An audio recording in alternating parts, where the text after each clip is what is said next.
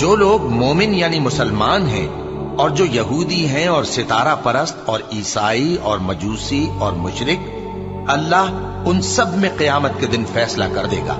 بے شک اللہ ہر چیز سے باخبر ہے، اور تکبر سے گردن موڑ لیتا ہے تاکہ لوگوں کو اللہ کے راستے سے گمراہ کر دے۔